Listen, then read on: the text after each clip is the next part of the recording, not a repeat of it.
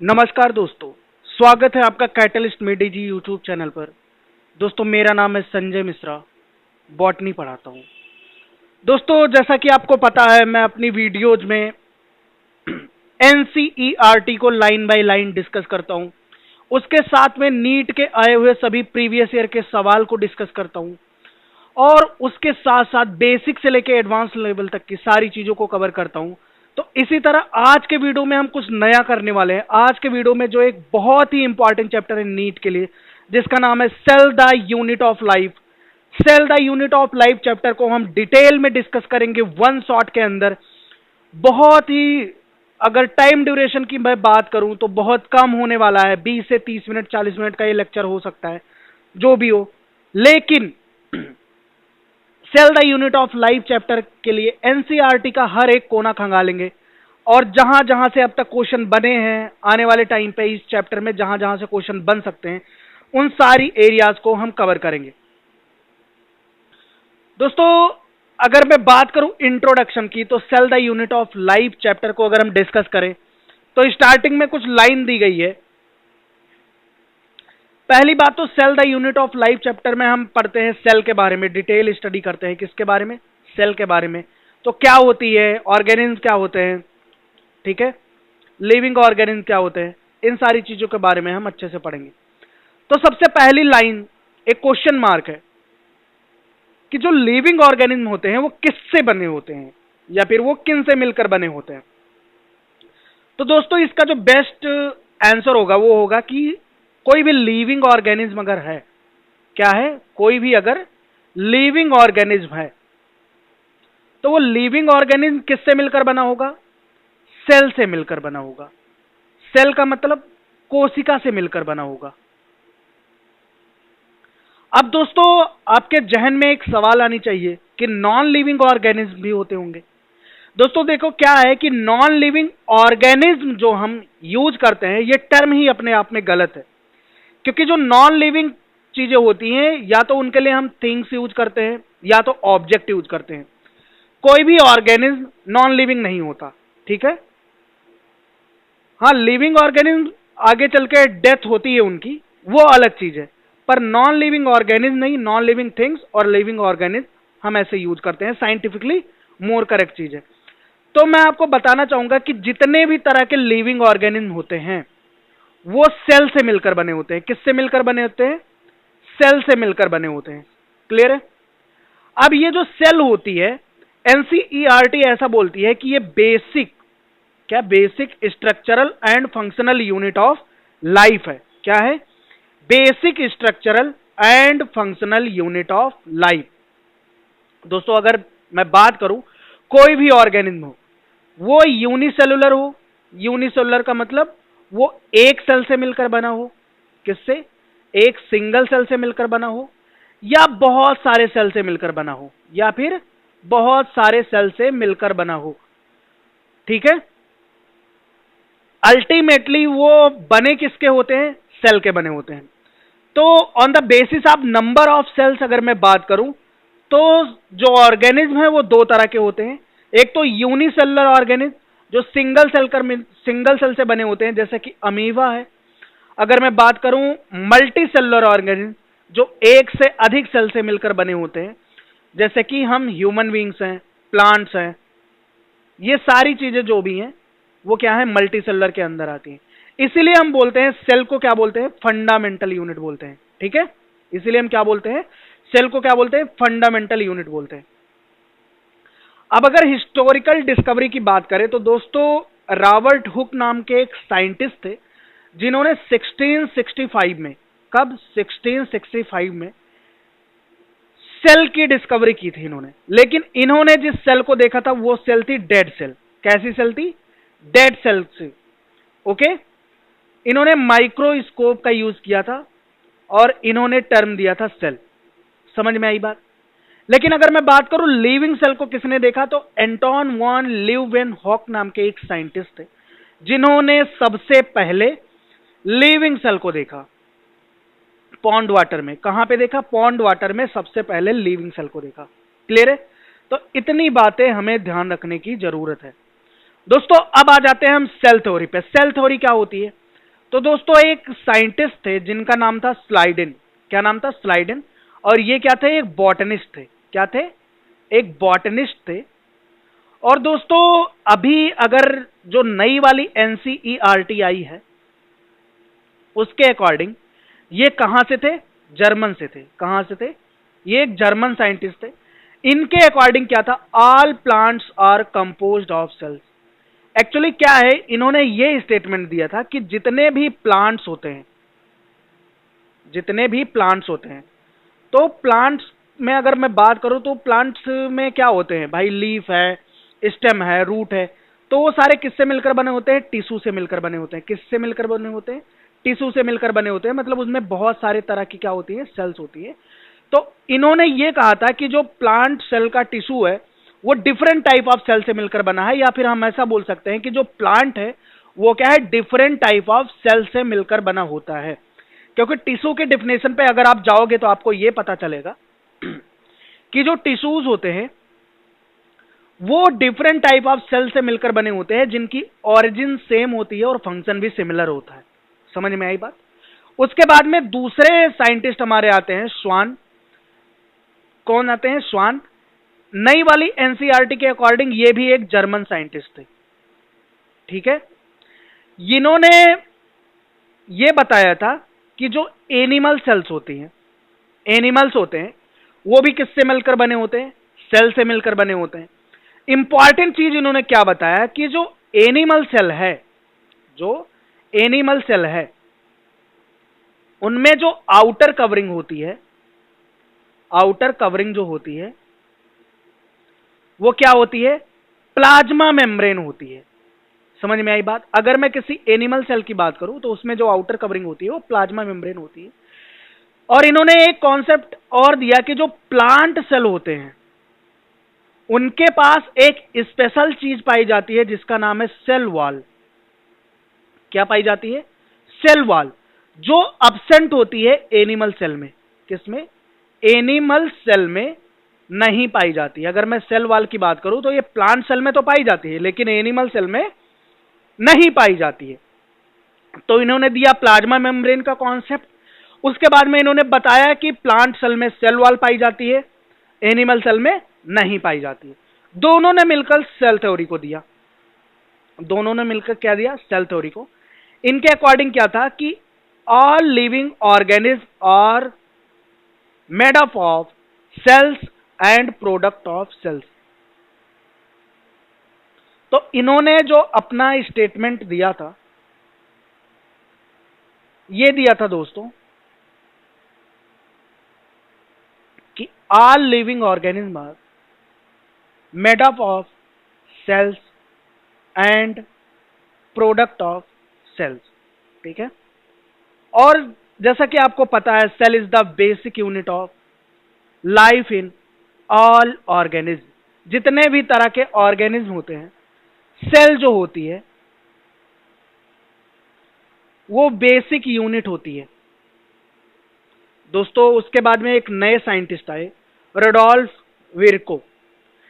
इन्होंने 1855 में यह बताया कि नई सेल कैसे बनती है। एक्चुअली इन्होंने जो हाइपोथेसिस दिया उसके अकॉर्डिंग इन्होंने ये तो बताया कि जो लिविंग ऑर्गेनिज्म है वो किससे मिलकर बने होते हैं? सेल से मिलकर बने होते हैं। लेकिन इन्होंने ये नहीं बता पाए कि जो नई सेल बनती है वो कैसे बनती है।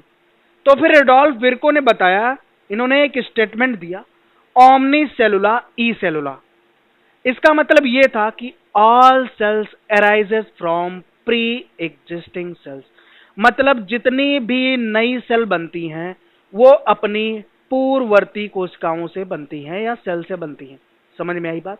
मतलब अगर ये जो सेल है, मैं एक सेल को मान रहा हूं जिसको मुझे स्टडी करनी है, इसको मैं मानूंगा पेरेंट सेल। क्या मानूंगा? Parent cell. कोई भी सेल आप ले लो जिसकी आपको स्टडी करनी है। अब ये सेल आगे चल के क्या करेगी भाई? ये ग्रोथ करेगी, मेटाबॉलिज्म करेगी, उसके बाद में इसके अंदर जो डीएनए है उसका रेप्लिकेशन करेगी, अल्टीमेटली दो सेल्स में डिवाइड हो जाएगी। तो ये जो दो न्यू डॉटर सेल्स बनी है,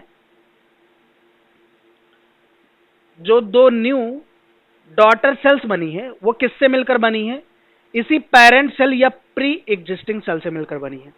इस कॉन्सेप्ट को समझाया किसने? रुडोल्फ विर्को ने। क्लियर है?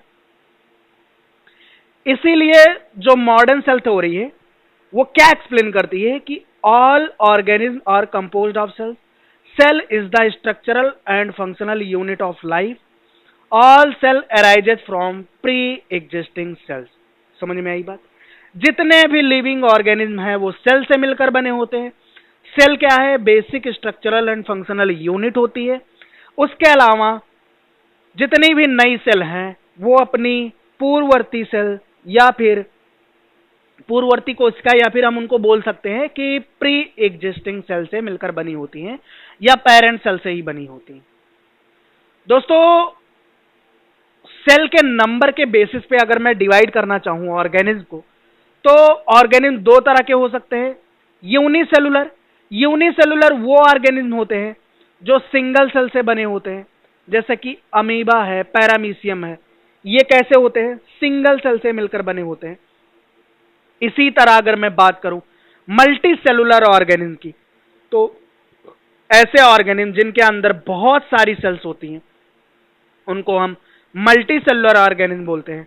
जैसे कि ह्यूमंस की बात करें, जैसे कि आप हो, हम हैं, हम लोग ह्यूमंस हैं। या फिर मैं मैंगो ट्री की बात करूं, किसकी बात करूं? मैंगो ट्री की बात करूं, ठीक है? तो वो भी क्या है? मल्टी सेलुलर है। अगर मैं बात करूं साइज और शेप के बेसिस पर भी, साइज और शेप के बेसिस पे अगर मैं देखूं तो बहुत सारे वेरिएशंस देखने को मिलते हैं हमें। माइकोप्लाज्मा, देखो नीट के लिए इंपॉर्टेंट लाइन है। किसके लिए? नीट के लिए। माइकोप्लाज्मा जो है स्मॉलेस्ट सेल है, स्मॉलेस्ट लिविंग सेल है। इसका जो साइज होता है 0.3 माइक्रोमीटर इन डायमीटर होता है। ऑस्ट्रिच का जो एग है वो लार्जेस्ट सिंगल सेल होता है। क्लियर है? आइसोलेटेड सिंगल सेल होता है। और इसी तरह अगर मैं बात करूं नर्व सेल्स की, तो वो सबसे लॉन्गेस्ट सेल होती है। नर्व सेल्स क्या होती हैं? नर्व सेल्स जो होती हैं वो क्या होती हैं? लॉन्गेस्ट सेल होती हैं। दोस्तों, इसी तरह शेप के बेसिस पे भी बहुत सारे वेरिएशंस हमें देखने को मिलते हैं। ठीक है? नर्व सेल जो होती है वो कैसी होती है? ब्रांच्ड होती है। और भी फंक्शन के अकॉर्डिंग, जैसा जिस सेल का फंक्शन होता है वैसा उसका साइज और वैसा उसका शेप होता है। ठीक है? अगर मैं बात करूं टाइप ऑफ सेल्स की, तो सबसे पहले हम बात करेंगे प्रोकैरियोटिक सेल्स की। दोस्तों, प्रोकैरियोटिक सेल्स के कुछ इंपॉर्टेंट कैरेक्टरिस्टिक्स फीचर्स हैं जिनको याद रखना बहुत जरूरी है। क्या क्या है वो? इनके पास पहली बात तो यह है कि वेल डिफाइंड न्यूक्लियस नहीं होता है।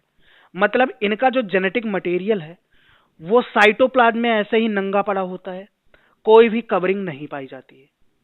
इनके डीएनए को हम क्या बोलते हैं? न्यूक्लियाइड बोलते हैं या फिर जीनोफोर बोलते हैं। क्या बोलते हैं?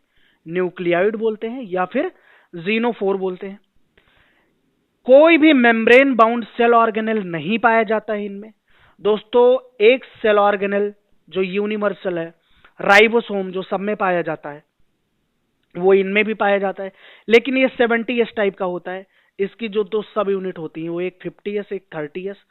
50s लार्जेस्ट सब यूनिट होती है, 30s स्मॉलेस्ट सब यूनिट होती है। 50 30 80 मत कैलकुलेट करना, 70s टाइप का ही होता है। एस जो है वो सेडिमेंटेशन कोएफिशिएंट को बताता है, जो डेंसिटी का मापक है। किसका? डेंसिटी और साइज का। ठीक है दोस्तों, अगर मैं बात करूं सेल वॉल की, तो इनकी जो सेल वॉल है वो किसकी बनी होती है? पेप्टाइडोग्लाइकैन की बनी होती है, म्यूरिन की। सेल डिवीजन कैसे होता है इनमें? तो सेल डिवीजन बाइनरी फिजन के थ्रू होता है। कैसे होता है? बाइनरी फिजन के थ्रू होता है। क्लियर है? उसके बाद में अगर एग्जांपल की बात करूं तो इनमें आते हैं बैक्टीरिया, साइनोबैक्टीरिया, जिनको हम ब्लू ग्रीन एल्गी भी बोलते हैं। एक्चुअल में ये एल्गी नहीं है, बैक्टीरिया है। उसके अलावा आते हैं माइकोप्लाज्मा। दोस्तों, अगर मैं यूकैरियोटिक सेल्स की बात करूं तो यूकैरियोटिक सेल्स का इंपॉर्टेंट फीचर क्या है? इनमें वेल डिफाइंड न्यूक्लियस होता है। इन सेल्स में क्या होता है? जो न्यूक्लियस पाया जाता है वो कैसा होता है? वेल डिफाइंड होता है। मतलब उसकी अपनी एक बाउंड्री होती है। उसके मैट्रिक्स में क्या पाया जाता है? जैसे सेल के मैट्रिक्स में साइटोप्लाज्म पाया जाता है, ऐसे उनके मैट्रिक्स में न्यूक्लियोप्लाज्म पाया जाता है। मेम्ब्रेन बाउंड सेल ऑर्गेनेल्स पाए जाते हैं। मेम्ब्रेन बाउंड सेल ऑर्गेनेल्स, किसी सेल ऑर्गेनेल पे सिंगल मेम्ब्रेन भी हो सकती है, किसी पे डबल मेम्ब्रेन भी हो सकती है। समझ में आई बात? जैसे mitochondria, endoplasmic reticulum, Golgi body, ये सारी चीजें पाई जाती है। क्लोरोप्लास्ट पे भी डबल मेम्ब्रेन होता है, ये आपको ध्यान रखने की जरूरत है। दोस्तों यूकैरियोटिक सेल्स में जो राइबोसोम है वो एटीएस टाइप का पाया जाता है, लेकिन दो सेल ऑर्गेनेल ऐसे हैं माइटोकॉन्ड्रिया और क्लोरोप्लास्ट जिनमें जो राइबोसोम है वो कैसा पाया जाता है, 70s टाइप का पाया जाता है। इंपॉर्टेंट चीज ये है कि अगर कभी क्वेश्चन में पूछा जाता है तो आपको ये बताना है, अगर सिर्फ 70s, 80s और उसके साथ कुछ और दे दिया गया तो आपको यूकैरियोट के लिए 80s लगाना है। अगर 80s और 70s दोनों पूछा गया है ए एंड बी करके तो आपको दोनों लगाना है यूकैरियोट के लिए। प्रोकैरियोट में सिर्फ 70 लगाना है। दोस्तों अगर मैं एग्जांपल की बात करूं तो जैसे कि प्लांट्स, एनिमल, फंजाई और प्रोटोजोन्स, ये सब किस में आते हैं, ये सब यूकैरियोट्स में आते हैं या फिर यूकैरियोटिक ऑर्गेनिज्म। दोस्तों सेल स्ट्रक्चर की अगर मैं बात करूं तो सबसे पहले डिस्कस करना चाहूंगा मैं प्लाज्मा मेम्ब्रेन को, जिसको संक्षिप्त में हम क्या कहते हैं, सेल मेम्ब्रेन भी कहते हैं। ठीक है, स्ट्रक्चर की अगर मैं बात करूं तो दोस्तों लिपिड जो होता है, ये जो एरिया आपको दिख रही है क्या है, लिपिड की है। ठीक है, इनके दो लेयर होते हैं, बाई लेयर होता है लिपिड। ठीक है, जो पोलर हेड होता है वो कहां होता है, आउटर साइड होता है। जो नॉन पोलर टेल होती है वो कैसी होती है, इनर साइड में होती है। इनका जो हेड होता है वो कैसा होता है, पोलर होता है। और जो टेल होती है ये है हेड, ये कैसा है, पोलर होता है। जो टेल है वो कैसी होती है, नॉन पोलर होती है। हेड हमेशा आउटर साइड में होगा, चाहे वो साइटोप्लाज्मिक रीजन हो या नॉन साइटोप्लाज्मिक रीजन हो। दोस्तों best explanation fluid mosaic model है, जिसको सिंगर और निकोलसन ने दिया था। अगर मैं बात करूं फंक्शंस की तो सेलेक्टिवली परमिएबल होते हैं। कैसे होते हैं, सेलेक्टिवली परमिएबल होते हैं। जिन मॉलिक्यूल को इनको अंदर आने देना होता है उन्हीं को आने देते हैं, जिनको नहीं आने जाने देना होता है उनके ट्रांसपोर्ट को ब्लॉक कर देते हैं। ट्रांसपोर्ट मैकेनिज्म दोस्तों, पैसिव ट्रांसपोर्ट में दो चीजें आती है, डिफ्यूजन और ऑस्मोसिस। डिफ्यूजन और ऑस्मोसिस में क्या डिफरेंस है, डिफ्यूजन में क्या होता है कि किसी भी मॉलिक्यूल का अगर ट्रांसपोर्ट जो है या फिर मूवमेंट हाई कंसंट्रेशन से लो कंसंट्रेशन की तरफ हो रहा है तो क्या होगा, उसको हम डिफ्यूजन बोलेंगे। ऑस्मोसिस में क्या है कि वाटर मॉलिक्यूल का मूवमेंट हाई टू लो अगर हो रहा है, हाई कंसंट्रेशन से लो कंसंट्रेशन की तरफ, तो उसको हम ऑस्मोसिस बोलेंगे। ऑस्मोसिस में हमें वाटर को ध्यान रखना है, क्लियर है। एक्टिव ट्रांसपोर्ट में क्या होता है, अगेंस्ट द कंसंट्रेशन ग्रेडियंट अगर मुझे किसी चीज को मूव कराना है, ठीक है, तो उसमें हमें पैसा खर्चा करना पड़ेगा, एटीपी खर्चा करना पड़ेगा। इंडोसाइटोसिस क्या होता है, अगर कोई सेल इंगल्फिंग कर रही है तो उसको हम इंडोसाइटोसिस बोलते हैं। एक्जोसाइटोसिस किसी चीज को बाहर निकालना, उसको हम क्या बोलते हैं, एग्जिट या एक्जोसाइटोसिस। सेल वॉल की अगर मैं बात करूं, प्लांट सेल हैव ओनली, मतलब ऐसे सेल वॉल तो हमें किंगडम मोनेरा में भी देखने को मिलता है, फंजाई में काइटिन का बना होता है सेल वॉल, पर अभी हम प्लांट सेल को मेनली स्टडी कर रहे हैं। तो ये किसके बने होते हैं, सेलुलोज के बने होते हैं। किसके मिलकर बने होते हैं, सेलुलोज के बने होते हैं। Provide rigidity, support and protection. क्या प्रोवाइड करते हैं, रिजिडिटी प्रोवाइड करते हैं, सपोर्ट प्रोवाइड करते हैं, प्रोटेक्शन प्रोवाइड करते हैं। ठीक है, एक लेयर होती है मिडिल लैमेला, जो किसकी बनी होती है, पेक्टिन के बनी होती है, जो किसका काम करती है, सीमेंट का काम करती है। किसका काम करती है, सीमेंट। ये स्ट्रक्चर आपको दिख रहा है, मिडिल लैमेला है। अंदर की तरफ प्राइमरी सेल वॉल पाई जाती है, सॉरी ये क्या है, प्राइमरी सेल वॉल। ठीक है, और उसके बाद में क्या है, plasma membrane. Plasma membrane, primary cell wall, middle lamella. इसके बाहर पे क्या पाया जाएगा,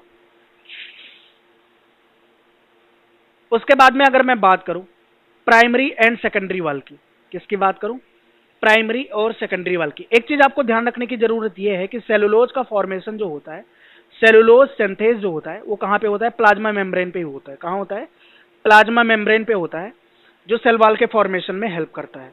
ठीक है, तो ये चीज आपको ध्यान रखने की जरूरत है। दोस्तों एक टर्म आता है प्लाज्मोडेस्मेटा। प्लाज्मोडेस्मेटा क्या होता है, एक्चुअली जो सेल्स होती है उनके जो साइटोप्लाज्मिक कनेक्शंस होते हैं through cell wall allow communication, मतलब ये कम्युनिकेशन या ट्रांसपोर्ट में हेल्प करते हैं। अभी मैं देखूं ये क्या है, ये दो सेल्स हैं अलग अलग।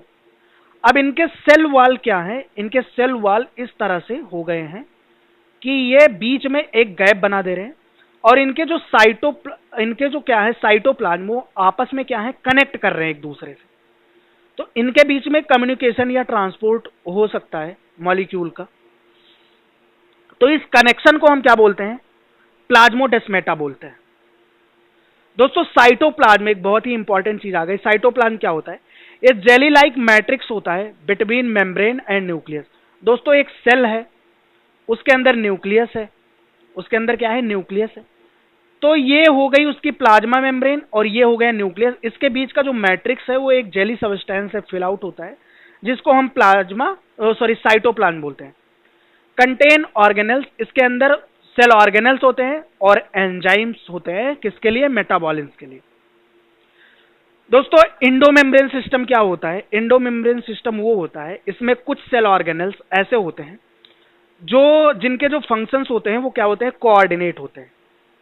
इनमें कौन कौन से आते हैं, उनके फंक्शन क्या क्या होते हैं, एक एक करके हम डिस्कस करते हैं। दोस्तों अगर मैं बात करूं तो सबसे पहला जो सेल ऑर्गेनल आता है इंडोप्लाज्मिक रेटिकुलम, जिसको हम ईआर बोलते हैं।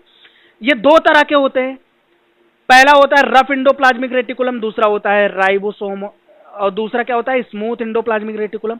दोस्तों रफ को रफ इसलिए बोलते हैं क्योंकि उनके सरफेस पे राइबोसोम पाया जाता है और वो राइबोसोम हेल्प करता है प्रोटीन सिंथेसिस में।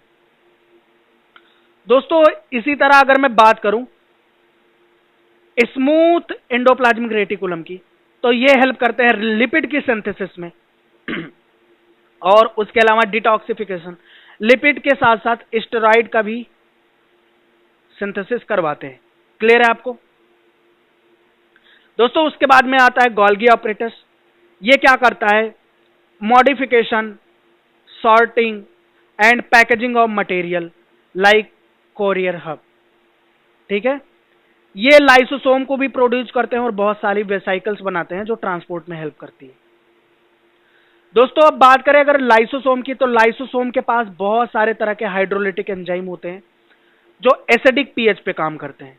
किस पीएच पे काम करते हैं, एसिडिक पीएच पे काम करते हैं। इसके अंदर जो एंजाइम होते हैं जैसे प्रोटीएजेस, ठीक है, एमाइलेजेस, ठीक है, और बहुत सारे तरह के हाइड्रोलिटिक एंजाइम।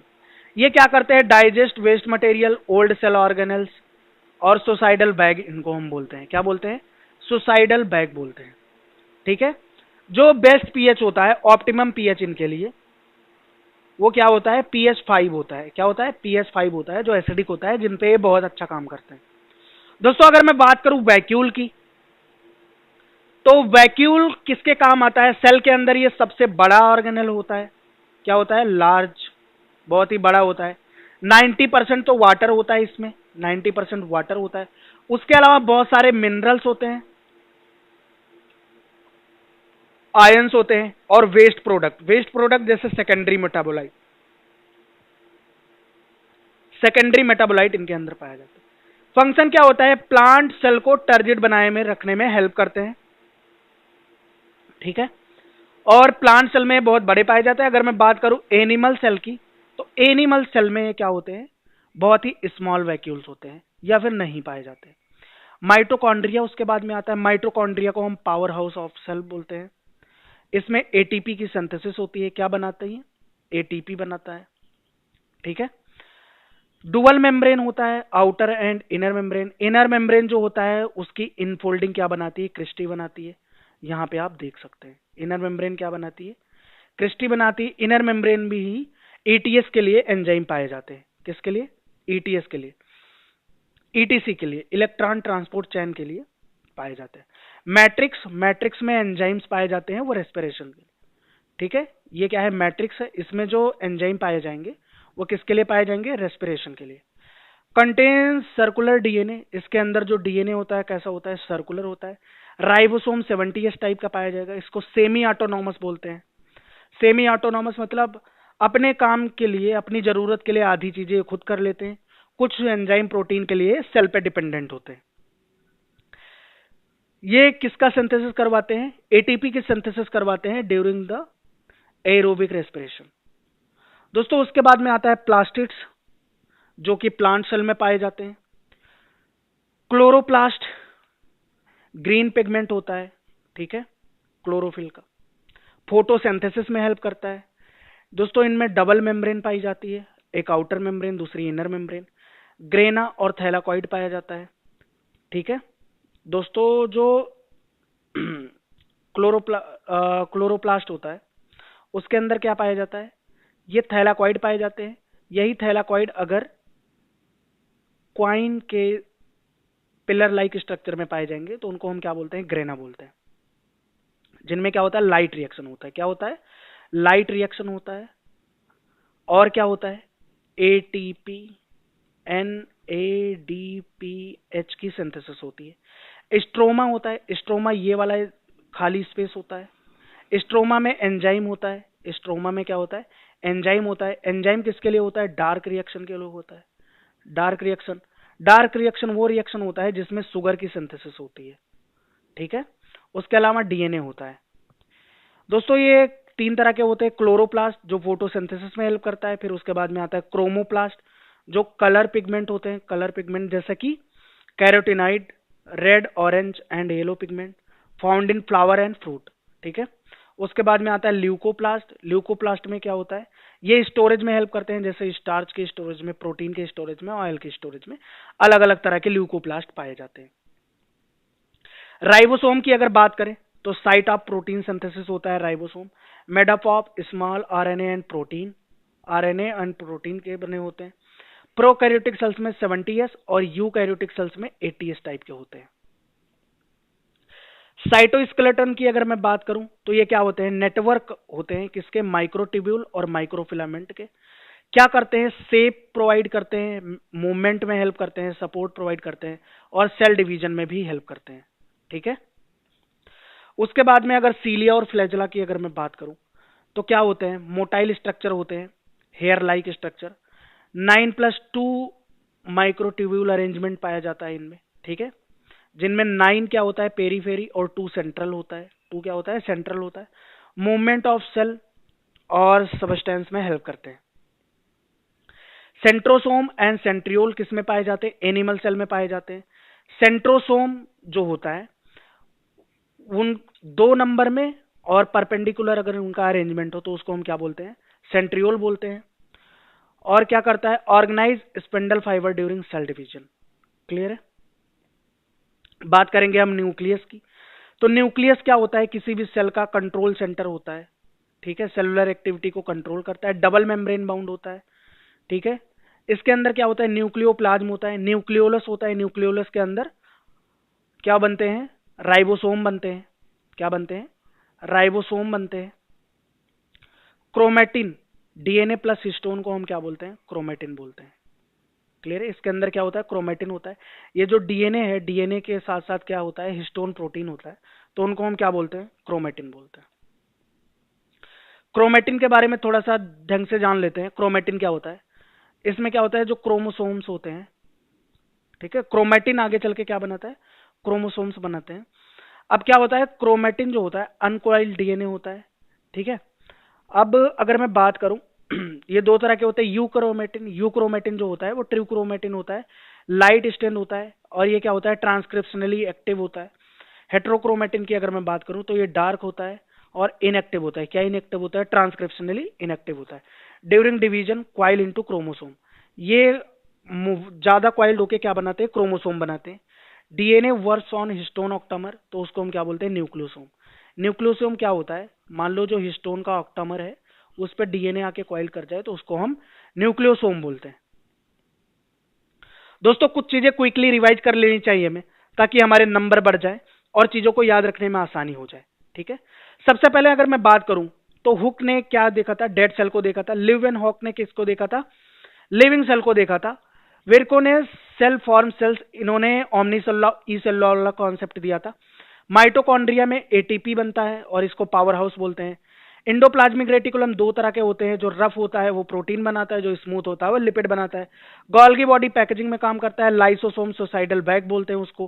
क्लोरोप्लास्ट फोटोसिंथेसिस में हेल्प करता है, ठीक है। राइबोसोम प्रोटीन सिंथेसिस में हेल्प करता है। साइटोस्केलेटन मूवमेंट में शेप प्रोवाइड करने में हेल्प करता है। Centrosome division in animal cells, और plasmodesmata cell to cell connections in plant. ठीक है, प्लांट में पाया जाता है सेल टू सेल कनेक्शन में या फिर साइटोप्लाज्मिक कनेक्शन में। तो यहां तक की सारी चीजों को हमने कवर कर लिए।